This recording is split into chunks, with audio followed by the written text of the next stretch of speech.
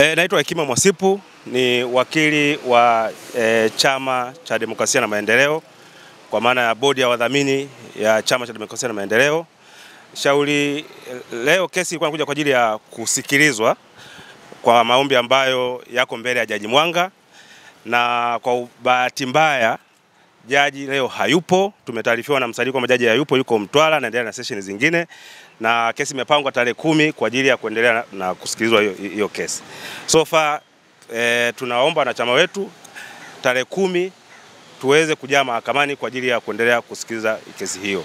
Hayo ndio yaliyojiri leo katika mahakama mbele ya msajili tarehe 10 mwezi wa 7.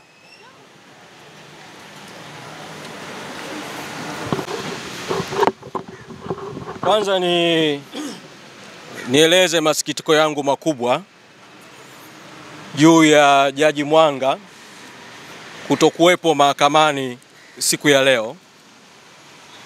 Mtakumbuka kwamba tarehe ya leo aliipanga yeye mwenyewe Jaji Mwanga, kwa alikuwa anafahamu kuhusu ratiba na aliipanga kwa muda mrefu, na alipanga kwa shauri ambalo tarehe 10 mwezi Juni lilipokuja kusikilizwa, lilisikilizwa kwa uharaka, na jaji alionyesha dhamira ya kutaka kulisikiliza shauri kwa haraka tarehe 24 leo.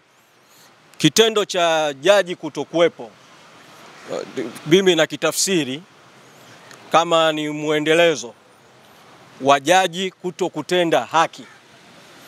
Ningependa kuwataarifu tu wanachama kwamba tayari tulikwishaiandikia barua mahakama kuitaarifu kutokuridhishwa kwetu na mwenendo wa Jaji Mwanga katika kesi hii, na tumependekeza kwamba jaji ajiondoe kwenye kesi hii.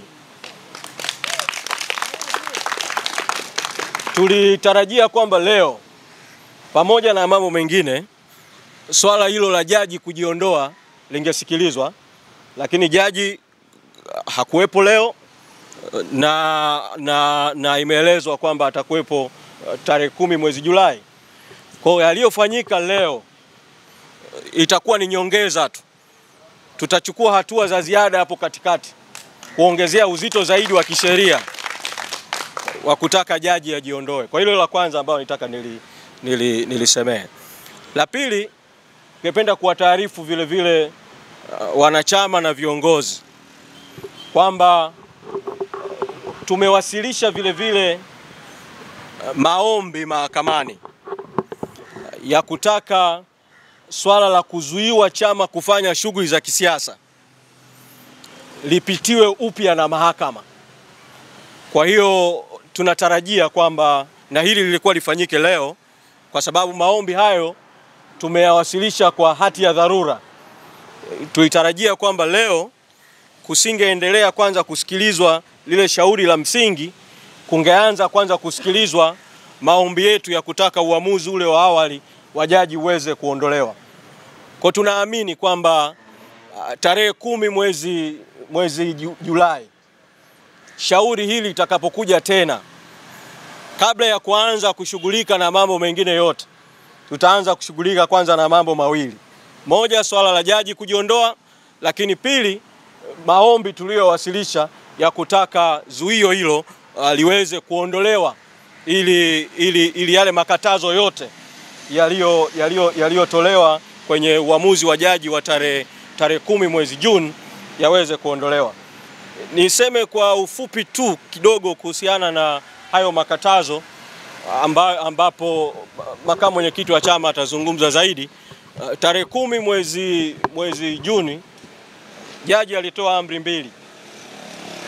Amri ya kwanza ilimhusu katibu mkuu wa chama na bodi ya wadhamini kuzuiwa kuitisha shughuli za kisiasa au kushiriki shughuli za kisiasa.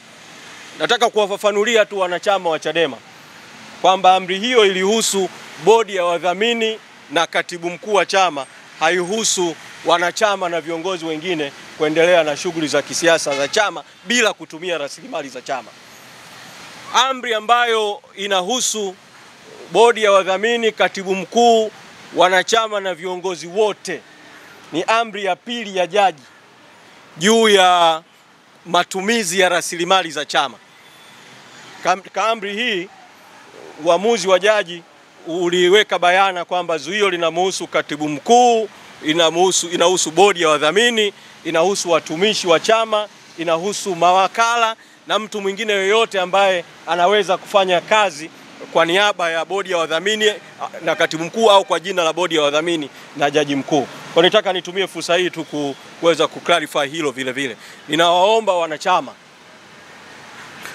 muwe wavumilivu katika kipindi hiki.